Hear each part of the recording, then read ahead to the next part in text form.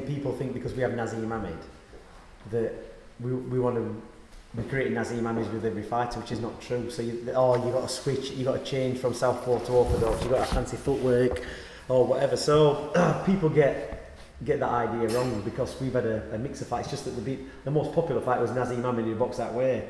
Yeah, there are kids who come in and want to box like Nazim Ahmed, but do they actually say that? I want to box like. Yeah, I've had one kid come on to me now who's about 40 on the Instagram, 14-year-old. You know, could you give me advice? I idolise Naz. I want to box like him and this and that. And you just think, but Naz didn't actually box like that when he first started. Naz learnt everything properly. You know, the standard way to do it, and then developed his style from that. But people come in now and they want to box straight off like that. But that's not. You don't learn boxing like that. You have to learn all the basics before you can, you know, progress from that point. So, and then they have to go back to learning things backwards. So they come out with learning it all wrong. They have to go back to learning it properly. Back to basics. Yeah, back to basics. So you start off, you learn all the basic stuff. You learn all the correct way to punch, how to put your feet, and then you develop yourself from that. That's how Naz, his flamboyance came around by experimentation. So he picked a bit of Sugar Ray Leonard, he picked a bit of Muhammad Ali, he picked a guy called Harold Graham. He picked all them styles. Naz was a very good mimic. He could moonwalk. He could do all, he could tickle the people off, and you watched a lot of stuff like Eddie Murphy, all these comedians type of things. So you learn, the talk, you learn the moves, you learned everything, and he could copy that and replicate it, and that's how he developed his style from a series of things. So as far as the only thing required to come in this gym is that there's no argument. You get told what to do and you do it. There's no discussion about, I think I should be doing this, I think I should be doing that.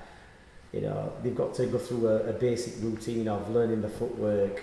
It's standard. They've got to learn the footwork. They've got to have the mentality where,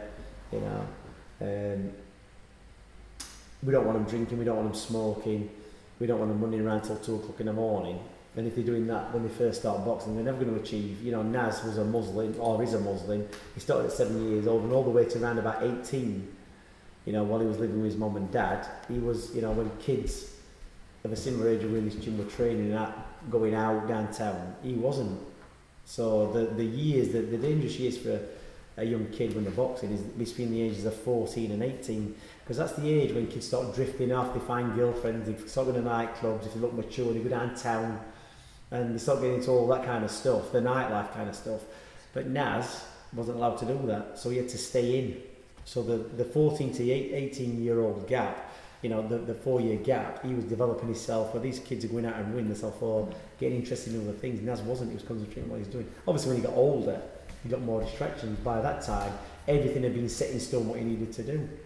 So you've just established how his actual work ethic, but the one thing that I keep hearing that keeps coming up is the Ingle Way, and it's a hashtag that's used quite predominantly across the Instagram world. What is the Ingle Way? Can you please define it? Well, we've got an ethos in this gym. It's like boxing's, it's a very, very brutal sport, and anybody can stand in the middle of the ring and punch holes in each other. Boxing is the art of hitting without getting hit. Obviously, you're gonna take a couple of shots, and people think the way to develop your chin is to get hit on it. That's not necessarily true. Some people can hold a shot, some people can't. So you taught the art of attack, you taught the art of defence. You look at Muhammad Ali, the rope-a-dope, all the techniques that you have to use in the ring, the mind games, the strategy. These things are taught to you. Whether it's singing, dancing, telling jokes, learning inside tricks in tying people up on the ropes, holding them, stepping on the toes. You're not just taught how to fight. You're taught a whole host of things. But basically, as a fighter, you have to realise that, as Brendan says, it's the only sport where legally you can get killed, and it's true. And you've got to minimise, the risk of that happening. So we don't do a lot of open sparring. In a title fight, you're boxing 12 rounds. And you hear some people in a 10-week training camp, and they say I've done 122 rounds of open sparring. They're actually doing more sparring, in the training camp than they need to for the fight. It's just 12 rounds. So most of the damage to boxers probably occurs when they're doing all this open sparring in preparation to fighting. You know, save that for when you get in the ring and have to get hit round the head. And if you can minimise that by defence and skill work and everything else, that's even better. So you look at the fighters we've got, even Nazim Hamid, fantastic fighter. You'd never look at him now. If you came from Mars and landed on Earth and you saw Nazim Hamid, you'd never think he was a boxer. I mean, obviously by the condition he's in, but his face, you know, he had quite a prominent nose now, but he hasn't got a flat nose like a boxer. He hasn't got bumps over his eyebrows. Johnny Nelson, who now is on Sky Sports as a presenter, you know, if you said what did he do, you'd probably think, well, he's a sports person. What do you think? Well, maybe he's a footballer or something. You won't think he was a boxer. Junior Witter, Kell Brook, you wouldn't look at them and think, oh, typical boxer's face. So, and that's purely because, you know, it was drilled into him from an early age that, you know, hitting somebody or not getting hit yourself is as important as hitting somebody when you're in the ring. So that's the Ingle way, that you've got to realise that these guys who are training, you know, the people at the end of the day, they're not just meat and baggage that can be bashed up, and then when, you know, people are finished with them to one side, they've got lives to live after boxing. That's always in the back of the mind, or back of our mind, when we're training fighters, that, you know, they've got to be good for something after they finish boxing. We've had kids come in here, you know, university degrees and box. We've had people here who've gone on to become prison governors and gone into really high profile jobs after they finish boxing. So for them, you know, they listen, they get an education, you know, they're told to get an education, how to learn to read and write, how to communicate with people. They develop all these life skills as well. So when they're being interviewed, if they're going to make it big, that they can talk to the cameras and they can converse with people and people are interested in what they're saying, instead of going blank and, you know, just looking embarrassed. You've got to be able to capture the imagination of the public. You do that with your fighting, then people want to know, they want to talk to you, they want to listen to you. You've got to be able to put that across. And if you can't do it, people soon switch off. So the Ingle Way is really a lifestyle thing, you know, a lifestyle choice. And if you do it successfully, generally, you know, you could be a guy who walks into the gym and what I call a 50%er, that, you know, you might do all right in boxing, but if you apply yourself, you know, you've got 50% ability, but if you apply yourself, you know, with the discipline of life, you could actually, you know, exceed expectations, and we've done that with a lot of fighters. So let's go back to the beginning. Your father, Brendan Ingle, he founded the boxing club, the Ingle Gym. He came from Ireland originally, is that correct? From Dublin, yeah. From Dublin. And he founded this hall, which is now St Thomas's Boxing Club. Yeah. And I believe it's the sister building of the church across the road. Is it true he paid £1 for this building? Well, this building is actually known as Wincobank schoolrooms. That's what's on the deeds of the property. And the vicar, you know, Brendan lives next to the church. The vicar who married my parents, a fellow called Fred Harrington, was concerned that the youth of the village, every Saturday night, Sunday night, Friday night, were always fighting outside the pubs and the clubs. And, you know, and asked my dad if he could do something, because he knew he was a boxer, he came from a boxing family, if he could do something with the kids around the place. So it started off that they were running, they had music in here and they had dances and stuff. That's what they did before it became a gym. Then they'd roll outside afterwards. They might have a dance every month, you know, the last weekend every month, and they'd roll out of this building and they'd all start scrapping. So Brendan decided they're going to start running boxing classes. If they wanted to fight, they could learn to do it properly and get it out, you know, get it out of the system. So there'd be no trouble. And eventually, they all, you know, the kids around the place started doing it, and people got involved, and that's how it all started. And I think Brendan paid something like, you know, probably paid the vicar £1 a week, you know, for the rent of the building type of thing. And from there, it progressed. So it started in about 1960. And it's been strong ever since, so it's always had a strong connection with the church. Strong connection with the family? With the family, yeah. I mean, Wincobank's, you know, obviously a village. We're in the East End, and it's where all the steel works are. We've got Meadow Hall down the road. So, you know, at one time it was quite a quiet place, and you would never see in Wincobank, when I was a kid, like, you know, 40 years ago, you would never see ethnics or blacks, or all you'd ever see is white people. But you'd see every weekday a trail of, you know, all mixed races walking up from the bottom of the road where the bus stopped, you get blacks, Pakistanis, Indians, you get all types, you know, just making a traipse up to this gym. They'd come to the gym and they'd leave. And that's the only colour you'd ever see in Wincobank. And people, you know, when it first started happening, they'd be stood on the doorsteps, you know, looking where all these strange people coming from. I think that's what's so fascinating, actually, because we're living in a society where diversity is such a subject, something that we cannot avoid. But your dad was doing that from the very beginning. Like, it wasn't even thought about. It was just done. It was I think he saw himself as a bit of an outsider in the first place, because at the time when he came over in the 60s, obviously there was a lot of trouble with the Irish, you know, English, Northern Ireland, all that kind of thing. And he said, when I first came over here, and you're looking for lodges to work, there's be signs on the lodgings of bed and breakfast, you know, no blacks, no dogs, no Irish. And that's the thing. So they were, you know, they were outsiders when they first came over here. So I think he, you know, the people who came here, all the different nationalities, he got on with them straight away because he realised what position they were in. But they all turned out to be very polite people, and you know, we've had a great amount of boxers over the years who've been successful. Harold Graham was a big name in Sheffield. Everybody loved him. You know, he used to run around this area. He used to take him to working men clubs in the area. And when his fights were announced at the City Hall, I think it held about 2,000 people. You know, 6 weeks before he boxed in Sheffield, my dad would take him to the working men's clubs around the place. He put on exhibitions on a Sunday afternoon. Everybody had a few drinks. They'd get up and try and hit him. And it was great. And then it sell out straight away. It was he was obviously originally from Nottingham, but he was like Sheffield, one of Sheffield's own sons, and everybody loved him.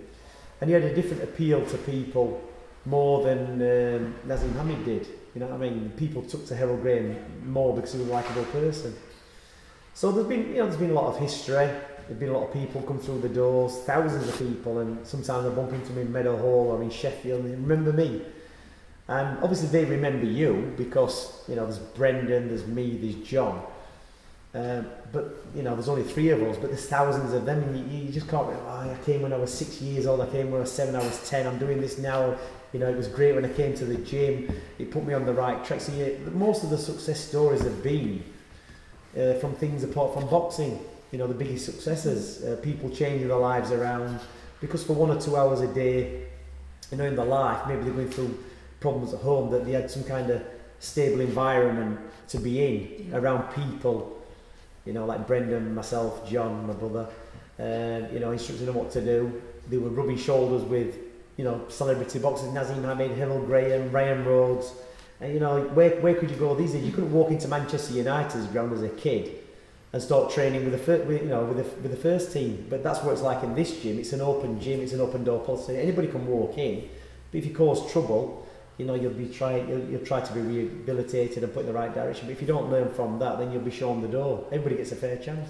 So one thing we can definitely confirm on is the Ingle gym has a real legacy, and it's carved itself a real presence here in Sheffield, which is known as the City of Steel. Yeah. Now, to me, you are a man of steel, just like Superman, because you're 50 years old. 50, yeah.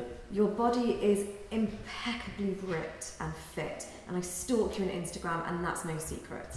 Oh. Your training regime for yourself, you manage to somehow steal time for yourself, time for your children, time for your fighters, and you still play the guitar, you love to read, and you love to cook. That's it. What is the secret behind you being so organised with your time? Well, you make it look easy. Well, the thing is, you can imagine with having a father like Brendan that, you know, it's a thing that you're born into. I can remember being a kid, and it was normal for me. I can remember, obviously I come from a family of 5, I've got 2 brothers and 2 sisters. And my mother survived on smoking 20 Port Drive a day, cigarettes, so that's how she managed. But there were times when, you know, childcare for Brendan was taking me to a demolition site in Sheffield and put me in somebody else's truck while he was doing the work, and I'd be in some demolition machine like a crane or something. No health and safety. No, that's what I used to do on a Saturday morning. So, you know, to get from us parents' feet, some would go to the grandparents, some would go to friends, and you know, he'd take somebody to work. And when we were kids, you know, the school holidays would come around, and we'd think, great, we'd have a bit of time off here from school. Come on, get out of bed, it's 7 o'clock. So we'd have to get up. And, you know, he'd have us do it. He'd always find a job for us to do in the holidays. You know, I hated school holidays because school was easier. And one year, you know, he decided, I think we were about 10 years old, he was going to dig up all the front garden, which was massive, make a garage. But we weren't going to use any machine, we were going to do it with a spade and a wheelbarrow. Proper grafting. Yeah, so he had us digging that out for 6 weeks. It actually took us about 3 years to dig it out. So every school holiday we had, we started digging this garden out. So the friends who came round, he'd rope them into the job. After a week of, you know, first week of the holidays, the friends stopped calling him round because he'd got them roped into a job to do. So basically, he had us doing things, you know, that we didn't really want to do all the way down, you know, through his childhood. We was always doing things, you know, working, having to run into office blocks with posters for boxing shows and the things what make you feel uncomfortable as a kid that you're embarrassed to do. And he'd take us, he'd drop us off in the middle of town, we'd go and see somebody, you know, maybe somebody was going to sponsor a boxing show, and we'd be like, you know, 10 years old, and he'd drop us off in town and we'd go to this meeting with him, and then he'd say, right, I'm just going to go somewhere, catch the bus home. We didn't even know how to catch a bus. Wow. We don't know how to catch a bus. Yeah, go ask somebody. So, you know, I'm 10, my brother's 9, and we're like trying to find his way back on a bus. So we had to find his way back home. And people think, well, that's a bit cruel, but you learn. Thankful for that. Of course, because you can, you know, you can go anywhere in the world, and if you know, you usually say to me, you've got a mouth, ask. So you're involved in the world of boxing as an adult. As a child, did you know you wanted to go into boxing, or was you a bit against it? No, I mean, I never realised my dad was a boxer till one Christmas. I think maybe I was about 6 or 7 years old, and we had a really good Christmas because we got all these presents. And I said to my mum, you know, I've got all this. Well, your dad's boxed. He's been to Copenhagen. I think he got paid a lot of money, but I think he got beat up, and he packed up after that. So there were times when, you know, we had a bit of money in the house, and that's because he boxed. And then people actually, he never, you know, taught, you know, I was doing some boxing stuff. I didn't think, oh, my dad's a boxer. So I was born into it, so it was normal for me. I didn't know any different. You know, Brendan worked as a labourer. He worked everywhere. He'd be up in the morning before we woke up. He'd go to work, and then straight from work he'd walk in the gym. We'd come home from school, have his dinner, and he'd be in the gym till 7 o'clock. We'd be in bed at 7:30. So if we wanted to see him, we had to come in here to see him. So we'd come in here. I didn't box. We just used to swing on the bar, swing on the bags, cause a bit of havoc. To be fair, I've just been swinging on your bags. That's it. Good job, I'm not a footballer. But and we'd come in and we'd see Brendan. Then, you know, that was the relationship. So we only saw him for a short period of the day. But then when did you make the transition into deciding, right, I want to become coach, a boxing coach? I mean, I was never. I did a bit of boxing. I played football at school. At 11 years old, you were allowed to box, amateur boxing. My dad never pressured me into boxing. I didn't want to box. I was more causing trouble at school, fighting at school. And I remember having the conversation with him one day, and he just said, you know, you're a load of trouble. You're always fighting at school, but one day you're going to meet somebody who can fight properly. You're going to get beat up, and I went, it's never going to happen. So. Did it happen? No, it never happened. But I came into. Today's the day. Well, today could be the day. But I came in. The only reason I started in boxing is because I had a cousin, and his dad wanted him to box, and he said, you're going to have to go to your Uncle Brendan's gym and learn to train. And I thought, if he learns to box, he's going to start getting topside of me if we ever fall. Like, we used to have fights between ourselves, so I thought I better start training. So that's what I did. So from 11 to 15, I did amateur boxing, had a couple of fights, and that's how I got into it. By the time I got 17, 18, I got a job, and really I wasn't ever going to make a boxer. I wasn't interested in it that much. I realised how tough it was, the dedication required. It was a big sacrifice. It was putting all your eggs in one basket. So I was actually into music. I was in bands. I played all over the place. But in the meantime, you play the guitar, don't you? Played the guitar, sang various stuff. But you know, from 17 I did that. I actually had a timekeeper's license. I used to be a timekeeper. What's a timekeeper? Well, yeah, keeping the time for the rounds. Oh, so okay. I did one of the fights I did was Barry McGuigan against Jim McDonald, I think. So I did lots of stuff like that. But in the meantime, you know, I was second in fighters where Brendan had so many kids in the gym that, you know, he never wanted to leave this gym because there's too much going on. He'd have guys fighting in Belgium, Holland, Germany, Italy, Denmark. So at 18 years old, you know, I could tape hands, I could do cuts, I could corner guys. He'd train the kids and send me out to these places, South Africa, Canada. Like at 18, 19 years old. Back in them days, you go to Belgium, and people weren't good at speaking English, so you had to find your way through. Same situation again, dropping us off in town, catch the bus back home. You get yourself, these are the flight details, you know, get on the train, get on the plane, you're going to meet this fella. So you Thrown into the deep end. You get dropped in, you know, it's like going behind enemy lines, you know, parachuting behind enemy lines. So you learn the game inside out, you learn to deal with people. So the experience you get is invaluable. And I did all that without actually being a coach in the gym. I didn't coach people, but I knew about boxing, and I could corner fighters. And it got to the point when I was about 27 that, you know, Naz was doing really well, Johnny Nelson Reynolds, all these guys, and we had a big influx of people coming in. And Brendan never liked to turn anybody away from the gym. So he said to me, look, you're going to have to give us an hand with the boxing. You have to full-time start training people, which I didn't really want to do because I was more interested in training myself. Didn't you do bodybuilding? No, not really. I've just trained with weights. You know, weight training. I was more interested in weight training. I did a lot of fitness stuff when I was younger, running and everything. I was always very athletic. But I just read stuff on weight training where you need to condition your body. Boxers, you know, notoriously, if you sit to boxers, and Billy Joe Saunders is one, don't do weights, it's going to slow you down, which obviously is now proven not to be the case. It may slow you down temporarily because of the delayed onset muscle soreness and all these things, but actually it makes you stronger and fitter. But going back to coaching then, so you wasn't really interested? I'm not really interested, but I had to do this job, and he said, you're going to have to give us a hand, it's a family business, we're struggling a bit, you're going to have to take all on board. So kids were coming into the gym and I started doing it more and coaching people. And the thing I found difficult is because I found training very easy, and the discipline of, you know, living that kind of life, training, eating, going to bed early. When I saw kids who got massive amounts of natural ability boxing wise who couldn't do that, it used to frustrate me. And I didn't like, you know, I used to lecture them and get on the case and just say, you know, what's the problem? Why can't you do it? It's easy. But they didn't come from the same background as me. They didn't come from that family background where your dad was a boxer and a bit of a disciplinarian in a good way. So I could never quite understand it. So it frustrated me. I used to see kids with, you know, massive amounts of natural ability who just couldn't, you know, dedicate themselves to 6 or 8 weeks training. And eventually, you know, I brought a different aspect into the gym. You know, nutrition. I learnt about, in the years I was, you know, weight training from about 20 years old. I learnt about nutrition, taught myself about nutrition, how to eat, you know, the importance of rest and hydration, all these things. And it just brought another, you know, bit into the gym. And I got more into it, started training people like Ryan Rhodes and helping them. I didn't do the main training, I just helped along with Brendan. I noticed you keep referring to your dad as Brendan. Yeah. Why is that? Well, because it sounds more professional, but, you know, sometimes, you know, the dad is an endearing term, and we're in a business where, you know, it's a brutal game, isn't it? Fair enough. And you know, I always remember Dick Emery. You won't remember this, but years ago there was a comedian called Dick Emery, and one of his sketches was two rough kids, and the dad, one of the actors was the dad, and Dick Emery was the son, and the dad was like a bit of a wide boy, a bit of a criminal, and he'd be instructing his son what to do, and the son would always get it wrong, and the catchphrase was.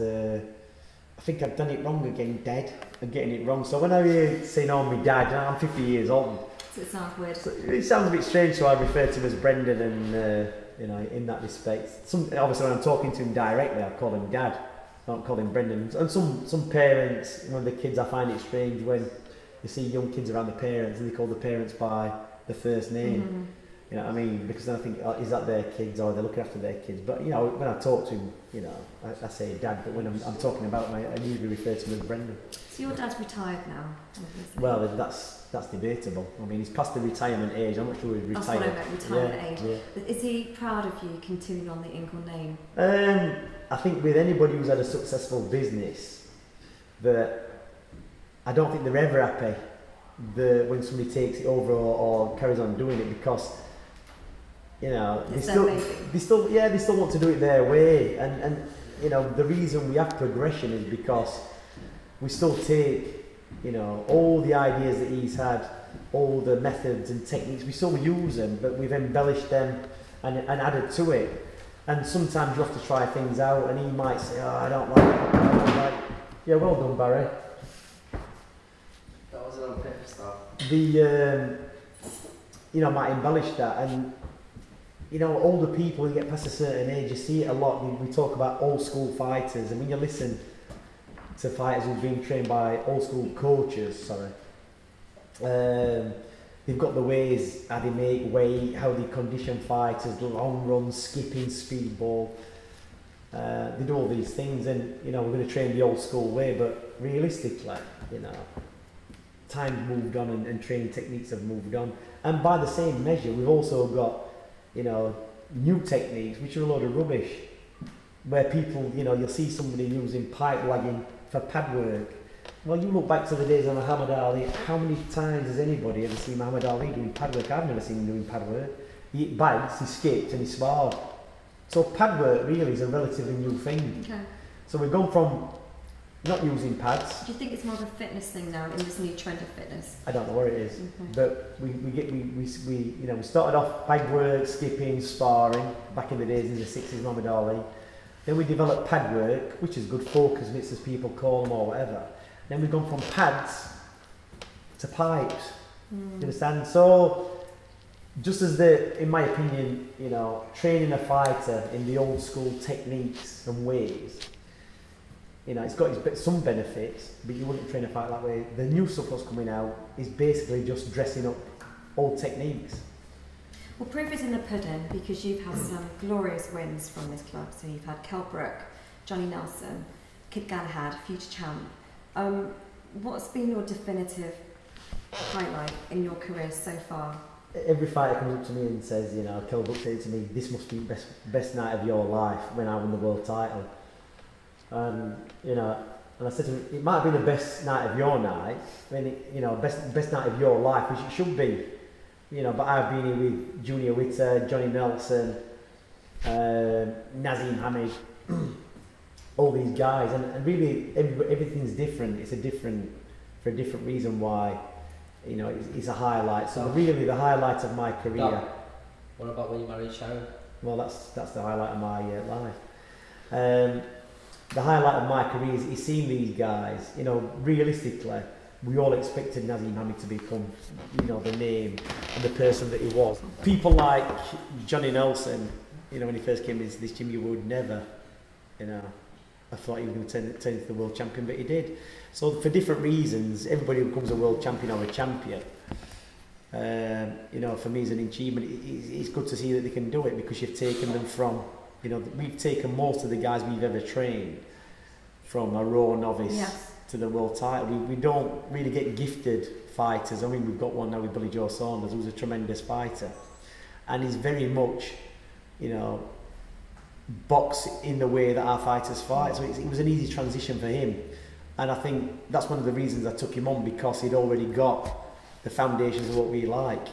Whereas we've had fighters come here from other people, and they've got a particular way, and they can't change or develop. And for me, you know, there's no enjoyment in that. So I'd rather, you know, develop fights from the ground up. That's the enjoyment, knowing you can take one product and change it into another. So let's pick up on that, because actually one of your USPs is that you do pick up boxers who, you know, they don't come to you as ready-made fighters. You literally build them up. And you've decided to take Billy Joe Saunders on for the reason being that he's already showcasing a development in which you know you can work with, and it's been about 6 months since you've been working with him. Yeah. Is that right? Yeah. How's the synergy between the two of you going? Because obviously he's left his family, not left his family, but he's temporarily moved up to Sheffield to box. So of course that can be quite emotionally draining. But how do you make him feel comfortable and welcomed and bring him into your world? Well, he's one of these guys who adjusts to any situation anyway. He spent a lot of time in Sheffield with the GB squad, and I can remember years ago going down there, taking fighters from this gym to spar with the amateurs, and he was a character. Then he was a guy, you know, when you walk into a room that stands out. Yeah, there was him, Frankie Gavin, James De Gale, and obviously a few others, but they're the ones who stood out, made a bit of a noise, a bit of a character as well. And I've had guys fight him as well, so I've obviously known about Billy Joe Saunders for a long time. And we sat down and had a coffee. He came up, had a meet, we had a talk, and you just instantly gel straight away. You know, he knows what he wants. He said to me, "Look, I'm a fighter, and you know, as a trainer, I expect somebody to come in and tell me what to do. I don't want to be coming in and telling you what to do. I want you to tell me what I've got to do. I can fight, but I don't really know anything about training." Which is, you know, people think because you're a fighter that you must know how to train, but you don't. You know how to fight. but how to get to that point of being able to fight, the fitness, the strength and everything else, they don't necessarily know. So with Billy, it was an easy transition, you know. His big problem was weight, not being focused, and you know, that's a thing that we're good at. So within the first 2 weeks, he realised straight, you know, I explained to him why we're doing these things.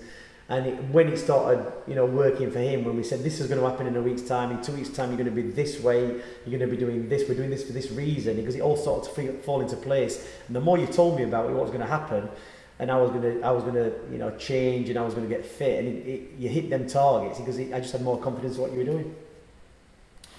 Let's touch on female boxers, because of course Nicola Adams used to train over at the gym. What is it like working with a female many years ago? So of course, you fast forward now, it's become quite a hot topic.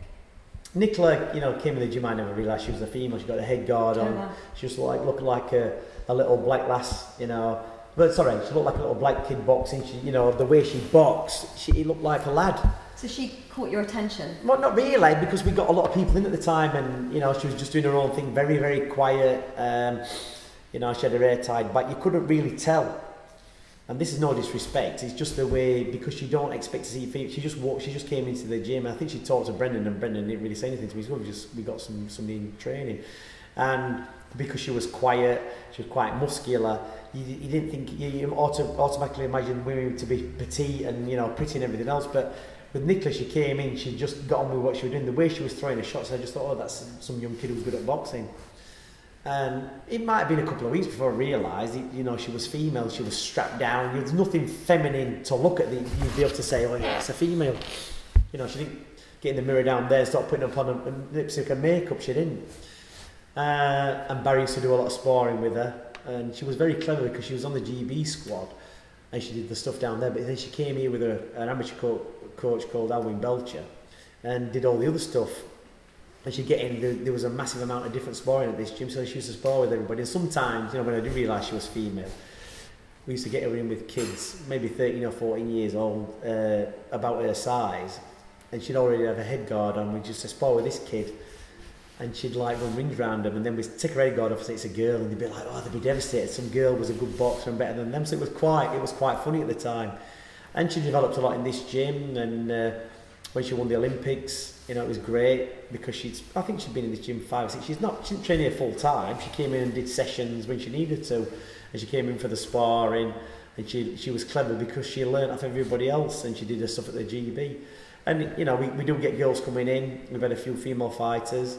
We've obviously got Katie Taylor now, who's doing really well. There's other women boxers, and it's coming up. But it was great that Nicola Adams became the first female gold Olympian, and she repeated it again. It's, you know, she's going to be in the history books forever, and that's fantastic. And she came from Leeds, which is Yorkshire, so that's another thing, another plus for us. And it put female boxing on the map. As with any sport, where you've got the highs, you've also got the lows. Have you had any low moments in your career with any of your fighters? Well, any time anybody gets beat, you know, like Kilbrook getting beat, it's a low point. But what you realise about boxing, you know, for the highs and the lows, is that the only certain thing about boxing is the uncertainty, and that's the quote I live by, because it can't be all a bed of roses, it can't be all ups. You know what I mean? The sky's not the limit. You get to a certain point in somewhere along the line, you know, somebody's going to get beat. There's very few fighters.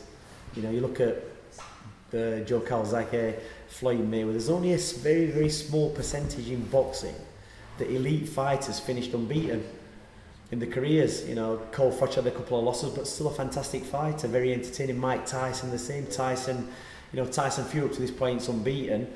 You know, Vladimir Klitschko did really well. Anthony Joshua's unbeaten. But to think that the fighters who are unbeaten now are going to finish the careers unbeaten, you know, it's unrealistic because it doesn't happen. Do you think it's become too much of an obsession? It has become you know. It's the Mayweather thing. Yeah, it's a Mayweather thing. You know, look at Mayweather. He had probably the biggest payday and the easiest fight of his career. His last fight against a non-boxer. You know, he's an MMA fighter, Conor McGregor. And people say that's rubbish, it's wrong. But no, it's entertainment at the end of the day. And if people are going to pay for that, that's entertainment. But like I said, there's some great fighters. And there's been some great fights. you know, where fighters have been beaten, but they come back and prove themselves time and time. Look at Muhammad Ali, you know, 3 times world champion, regained the title 3 times.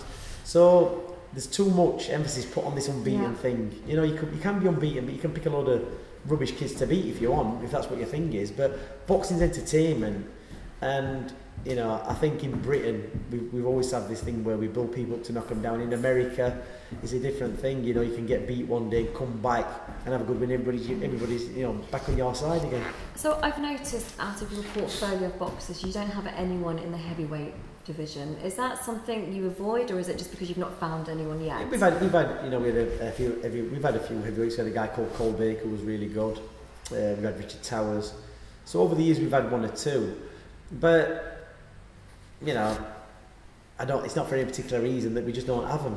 Do you think I would make a really good candidate for one? I think if we could maybe stretch you out a little bit, put a bit of height on you. But Mike Tyson wasn't big. Okay. I think so there is hope for me after all. There's definitely hope. Amazing. Definitely hope. Let's get started. No problem. One thing I want to touch on is Instagram. You show pieces of yourself. There are some people who exploit themselves, but you show pieces of yourself, and I think it's all organic and it's beautifully put together. You show your diet. I personally feel you need to create an app, a cooking app, because your cooking methods and your ingredients, you put it all together, and it's so interesting. Where did that come from? I'm going to tell you a story of how I learned to cook. When I first started training, when I got serious about lifting weights, probably when I was about 20 years old, I lived at home. I mean, I didn't leave home until I was 30. It's the best place to be because my mother looked after me. And she did all the cooking and everything. She cooked for 5 kids and the food was always good. We never had anything out of a packet. It was always, everything was always fresh. And I went to a weights training gym and the guy who ran it said, look, listen, I had no idea about training or weight training. I said, well, I want to get some muscles. And he went, you've got to eat. And I thought, well, what's eating got to do with, you know, getting muscles? As you just lift weights, don't you? He said, but where do you think the muscle comes from? Well, you lift the weight and it makes your muscles bigger. He goes, no, it's, you know, you got to eat. So he gave me this diet, and it was 10 meals a day. He said, you need to gain some weight. You look, you're skinny. Did you used to be skinny? I used to be about 11 stone. And so, now you are 14. But so you need to eat. You need to eat 10 meals. I'm like, 10 meals a day. I goes, people eat 3 meals a day, breakfast, lunch and dinner. He goes, yeah, well that's all right. And that's why most people look like they do. If you want to develop muscle, you've got to eat food. I'm thinking, this is a load of rubbish. So he gave me this diet sheet and I said to Mum, I've got to eat this. And I couldn't cook. So I had my mother doing it. So after about 2 weeks, she got sick of doing this, cooking every 2 hours. She said, you have to learn to do it yourself. I goes, well, I have no idea. So she basically taught me how to cook. And that's how I learned to do it. And she said to me, listen, I came from a family of 4 sisters and 1 brother. He says, and we all had to look after his brother. We had to cook for him. We had to do this, we had to do that. So you need to learn how to cook, you know, how to iron, how to wash clothes. Never rely on anybody else to do it for you, because if that person ever goes, like if you get married and you rely on your wife to do everything for you, if she leaves for whatever reason, I said, well, why would they want to leave me? Was you married by this point? No, I was only 20 years old. So you've got to learn to do everything yourself, so you don't have to rely on anybody. And that's the thing, you know, with my family, with Brendan, you know, my mother, that we were always taught to look to, you know, people consider ironing and washing and cooking women's work. It's a load of rubbish. You've got to be able to do it all in yourself. Yes, Dom. So that's the way. That's where the cooking. So I had to learn how to cook because my dad. You cook for Billy Joe Saunders. I do a bit of cooking for Billy. I do a bit for Barry.